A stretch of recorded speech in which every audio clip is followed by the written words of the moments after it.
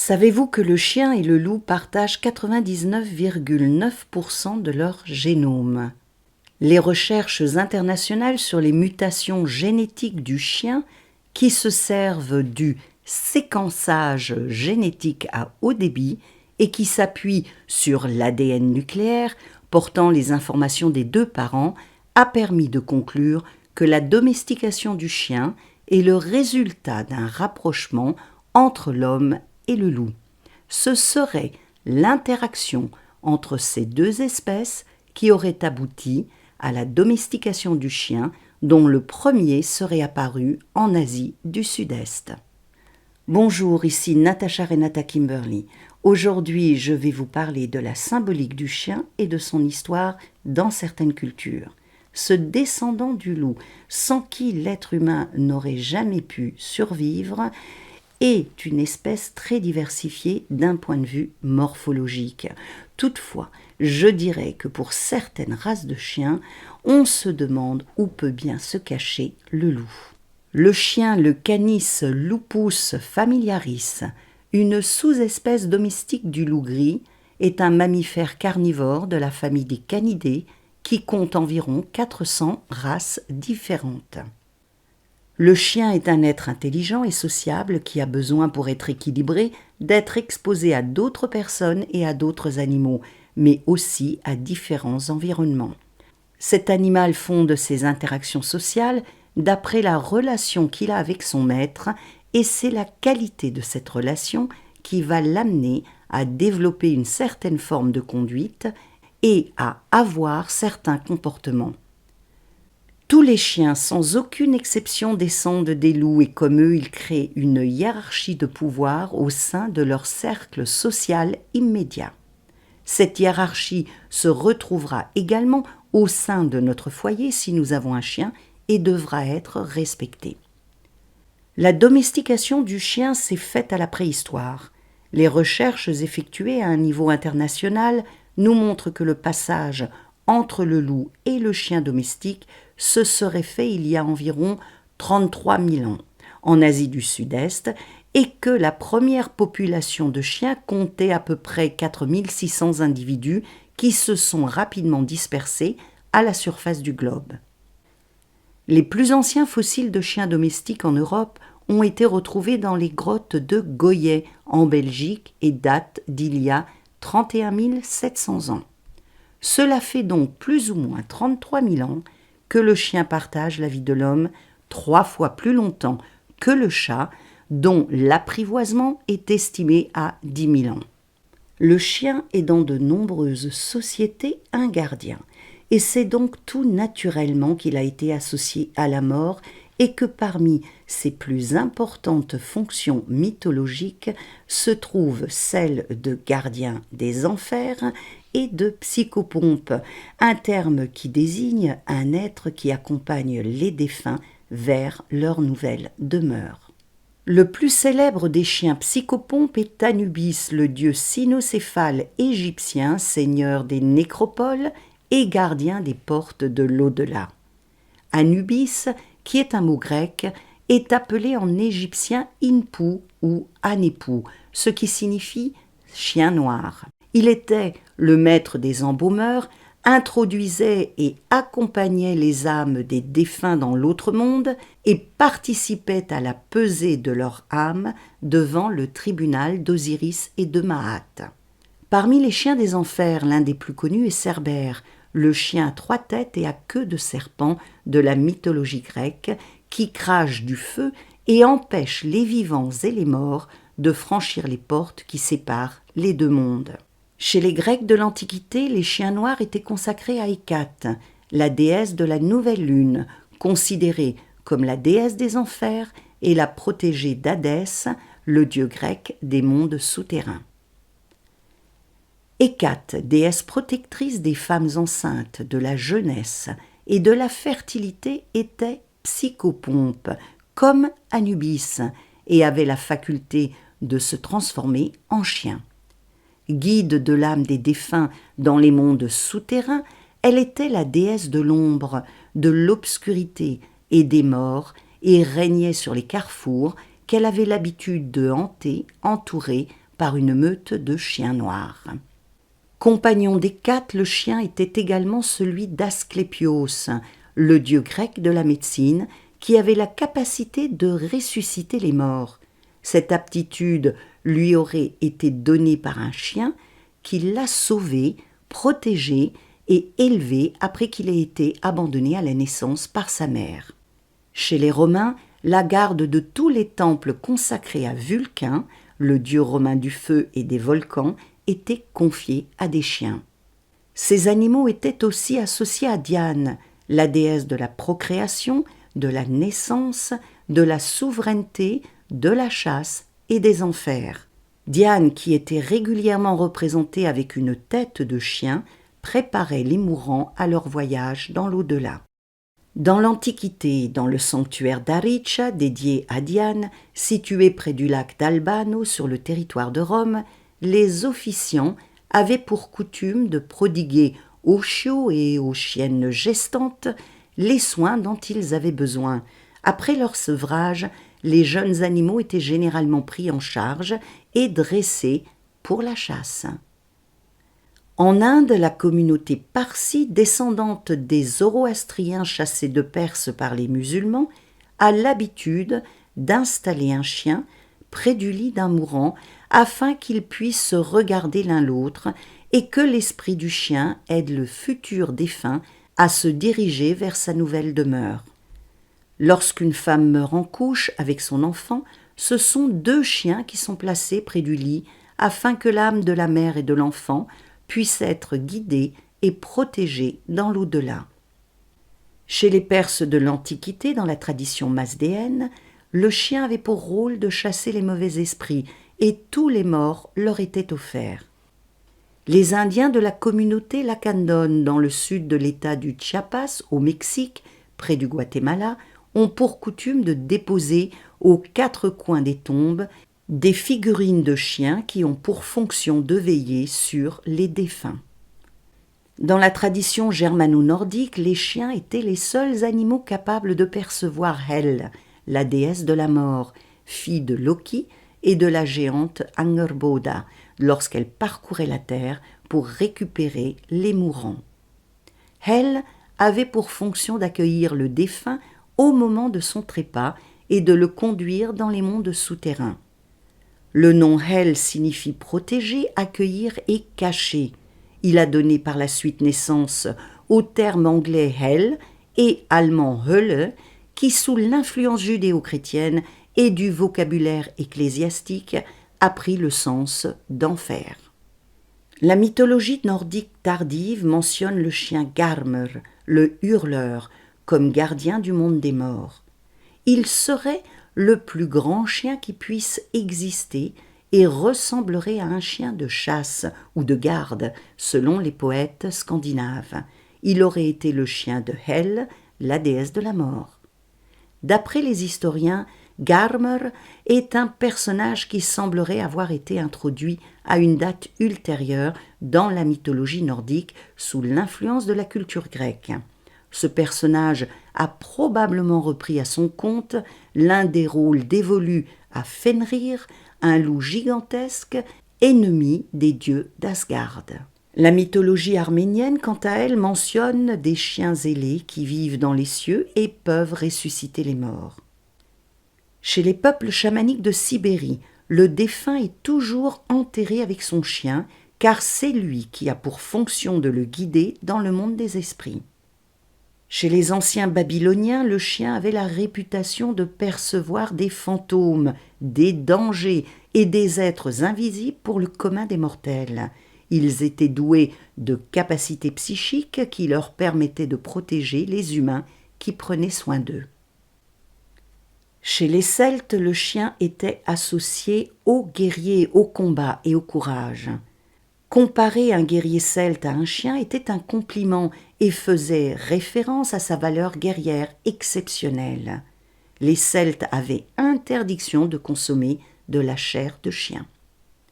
Le roi celte de l'au-delà, dans lequel demeurait le peuple de Féerie, les démons, les guerriers et les maidens, jeunes femmes qui pourraient être l'équivalent des valkyries germano-nordiques, possédait une meute de chiens gris.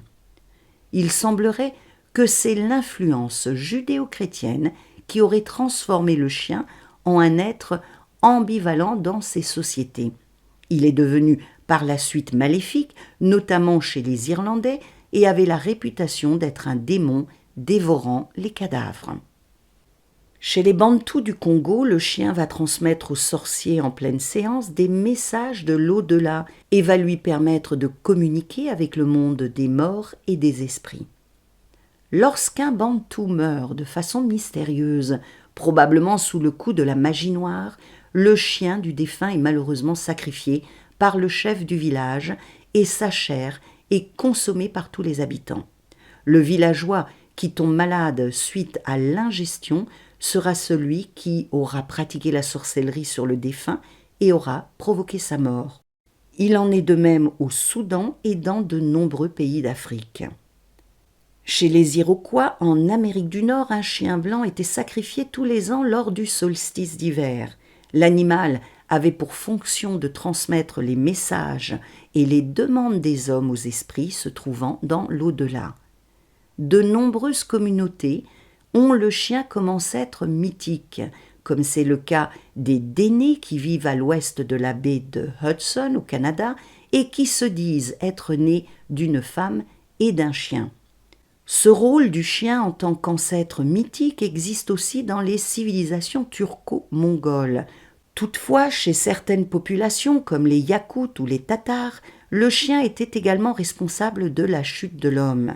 Dieu aurait demandé au chien de faire attention aux êtres humains, mais celui-ci s'est laissé distraire ou soudoyer par le diable et de ce fait a été puni et recouvert de poils. D'un côté, nous avons pour le chien une fonction de protecteur et d'ancêtre mythique, et d'un autre, il est devenu le support d'une malédiction divine. En Chine, le chien a également une réputation ambivalente. Il peut être soit bénéfique, soit maléfique. Il figure parmi les 12 animaux de l'astrologie chinoise, car il aurait répondu à l'appel de Siddhartha Gautama, le Bouddha historique, et représente à ce titre la loyauté et la fidélité. Il est également le compagnon des 8 immortels, qui sont des divinités du taoïsme, et serait l'ancêtre mythique des Chinois, car il est dit que Panku, le premier être sorti du chaos originel et dont la mort a donné naissance au ciel et à la terre, était un chien. Lors des festivités du Nouvel An chinois, il était coutume de fabriquer des figurines de paille en forme de chien pour ensuite les brûler afin d'éloigner les maléfices et les mauvais sorts. Au Japon, le chien est considéré comme un être très bénéfique. Il est le protecteur des mères et des enfants et le gardien des temples. Et sur le plateau tibétain, il est vu comme un féroce gardien qui a la réputation d'apporter la prospérité et la fécondité et se trouve être en lien avec la puissance sexuelle. Le mastif tibétain serait d'ailleurs très proche, d'après les dernières recherches effectuées dans le domaine génétique, des premiers chiens domestiqués il y a 33 000 ans. Chez les musulmans, le chien est plus vu sous son aspect nocturne que diurne. Il représente d'un côté la corruption, la dégradation, l'avidité et la gloutonnerie, et de l'autre l'honnêteté, la patience et la fidélité. Il est un être impur au même titre que le cochon. Il est dit que ses aboiements annoncent la mort et il est fortement déconseillé de le côtoyer et de le tuer car on risquerait de devenir aussi impur que lui. Toutefois, consommer la chair d'un chiot permettrait de se préserver des mauvais sorts. Le seul chien qui est trouvé grâce aux yeux des musulmans est le lévrier, vu comme un chien noble et porteur de bienfaits et de chance.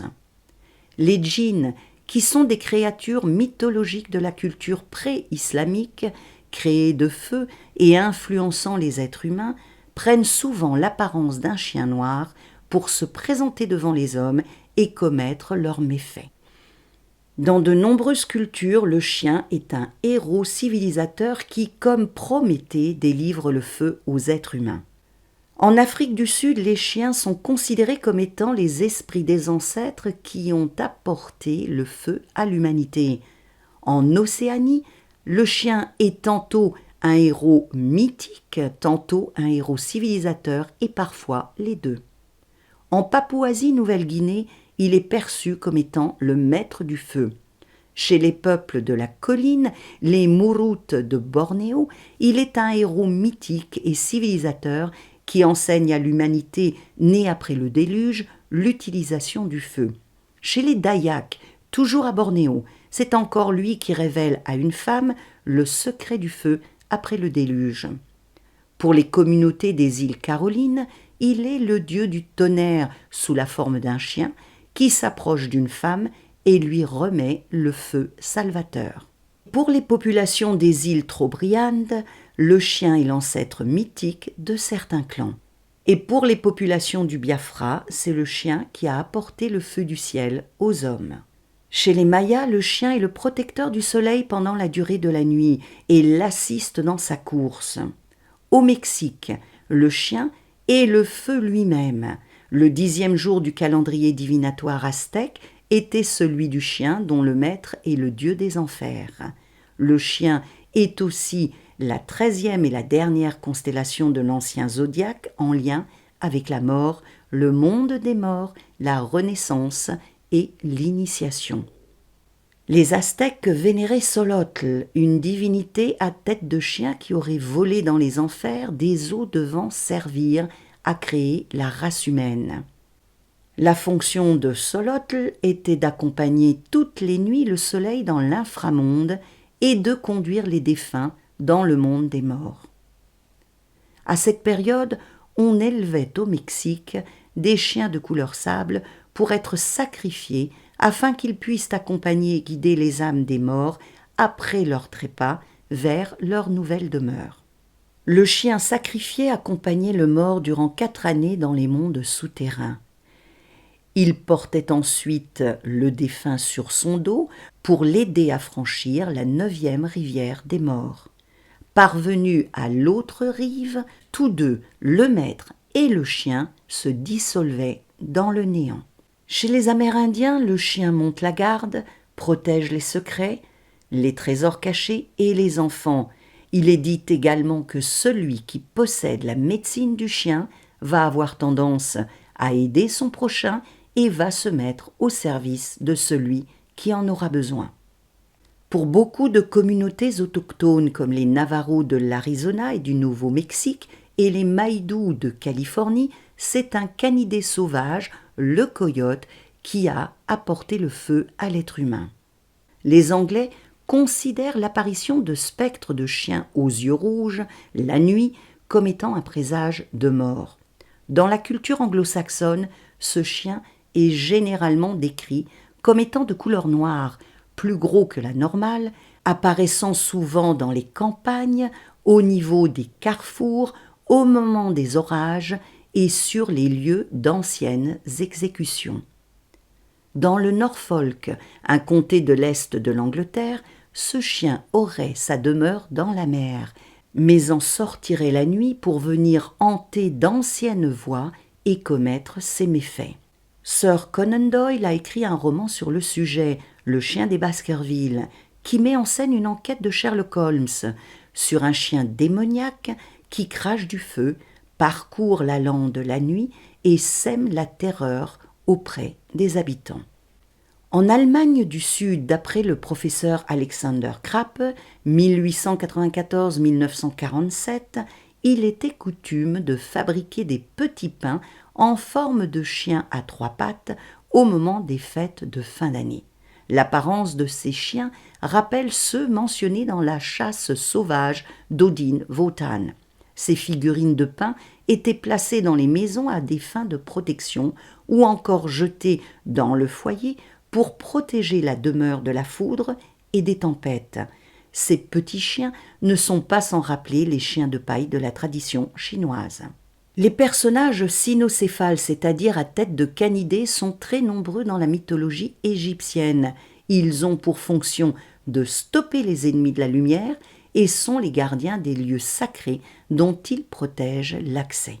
Les Égyptiens de Sinopolis, une ville dédiée à Anubis, avaient édicté une loi qui stipulait que les habitants devaient prendre soin de tous les chiens de la cité. Le peuple égyptien révérait Sirius, l'étoile principale de la constellation du Grand Chien, à laquelle Anubis était associé. À l'époque de l'Égypte antique, la position de Sirius dans le ciel annonçait le débordement du Nil et donc le début de l'année agricole. Ce sont les fluctuations du Nil qui régulaient les travaux agricoles de l'année et déterminaient le calendrier nilotique de l'Égypte antique, qui est le premier calendrier solaire connu de l'histoire. L'année était pour les Égyptiens le temps nécessaire pour une récolte.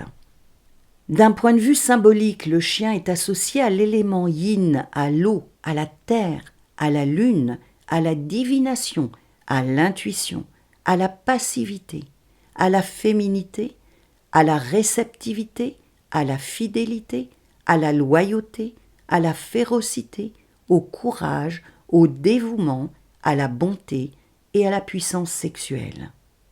Comme pour le chat, le chien n'est pas à proprement parler un animal de pouvoir, notamment sous sa forme domestique, mais il peut être l'un de vos animaux protecteurs. Toutefois, un chien sauvage tel le dingo d'Australie, le dolé des forêts asiatiques, le lycaon d'Afrique ou encore le chien chanteur de Nouvelle-Guinée peut tout à fait être l'un de vos animaux de pouvoir. Si vous souhaitez faire un voyage chamanique avec le chien, il vous suffit de vous connecter à l'animal, de prendre votre chien dans les bras ou encore de tenir une représentation de chien entre vos mains avant de commencer. Appeler le chien dans votre vie et voyager avec lui vous permettra de faire preuve de tolérance, de développer votre capacité à aimer et à pardonner, de cultiver la loyauté, d'accroître votre dévouement, de montrer votre courage, de manifester votre sociabilité et d'exprimer votre sens de la bonté. Si vous souhaitez devenir un intermédiaire entre le monde des vivants et celui des esprits, et si vous avez l'intention de développer votre acuité, votre persévérance, votre patience et votre vigilance, le chien est l'animal qu'il vous faut et que vous pouvez solliciter car il vous apportera la curiosité, l'excitation, la protection ainsi que le sens de l'aventure et de la nouveauté dont vous avez besoin pour agir de façon stable, désintéressée, fiable, bienveillante et généreuse. Je vous propose de visionner une autre vidéo dont le lien apparaît maintenant et qui porte sur le loup, un animal directement en lien avec le chien. Je vous rappelle aussi l'existence de mon canal Telegram dont vous trouverez le lien sous la vidéo. Rêvons et voyageons ensemble.